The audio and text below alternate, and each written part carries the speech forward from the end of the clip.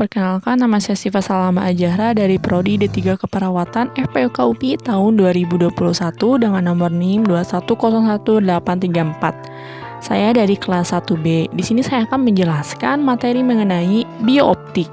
Apa sih biooptik itu? Biooptik terdiri dari dua kata, bio dan optik. Bio yang berarti kehidupan, sedangkan optik berarti penglihatan. Jadi, biooptik adalah ilmu yang mempelajari cahaya dan penglihatan yang berkaitan dengan kehidupan. Lalu, apa itu cahaya? Cahaya adalah sejenis energi berbentuk gelombang elektromagnetik yang bisa dilihat dengan mata. Coba bayangkan, kalau di dunia ini, kita hidup tanpa cahaya.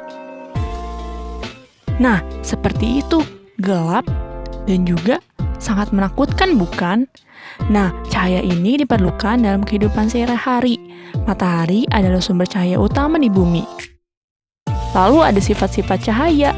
Di antaranya, 1. Cahaya bergerak lurus. Buktinya, cahaya hanya dapat melewati sebuah celah sempit pada bagian yang terhalang cahaya tidak bisa lewat. Jika penghalang merupakan benda bening seperti plastik atau gelas kaca, maka cahaya dapat menembusnya. Lalu yang kedua ada cahaya dapat dipantulkan. Hasil dari pemantulan cahaya ini, contohnya kita dapat bercermin lewat cermin. Kita bisa dapat lihat wajah kita di dalam cermin. Yang ketiga, cahaya dapat dibiaskan. Contohnya seperti pulpen yang dimasukkan ke dalam gelas berisi air. Lalu, apa sih manfaat cahaya dalam bidang kedokteran ataupun keperawatan? Cahaya di sini yang dimaksud adalah cahaya tampak. Yang ke-1 ada transiluminasi. Transmisi cahaya melalui jaringan tubuh dengan tujuan pemeriksaan.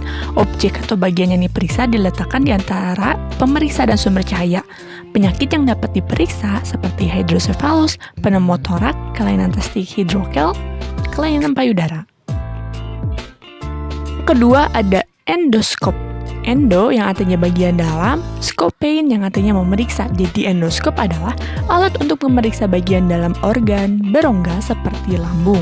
Alat ini terdiri dari fiberglass dan lampu. Sinar-sinar yang melalui fiberglass akan dipantulkan secara sempurna, sehingga gambar di dalam tubuh akan terlihat dengan mudah.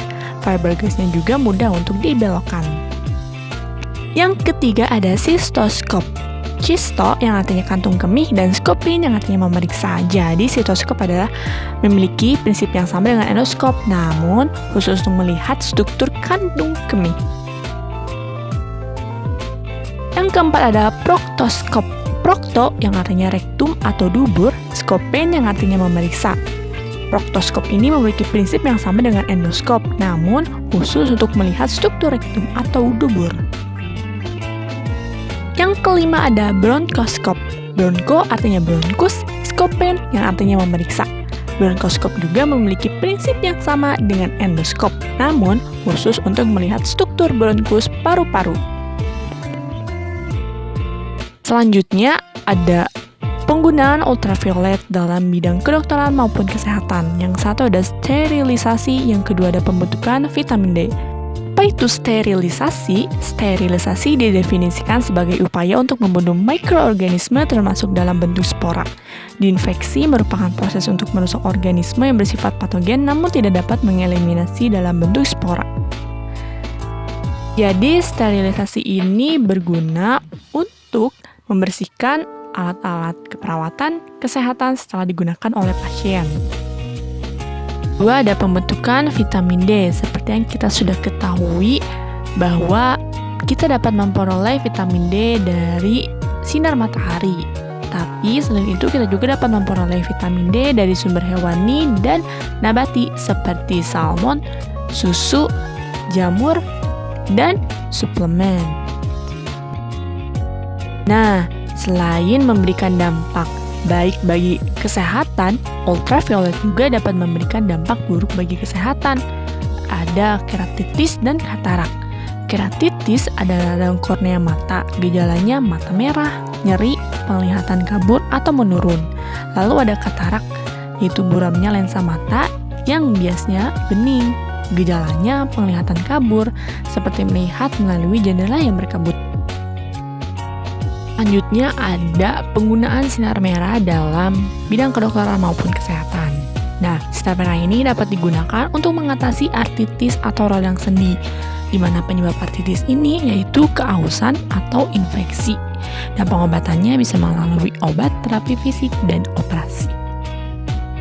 Ada sinar X. Sinar X merupakan salah satu bentuk radiasi elektromagnetik seperti cahaya tampak gelombang radio.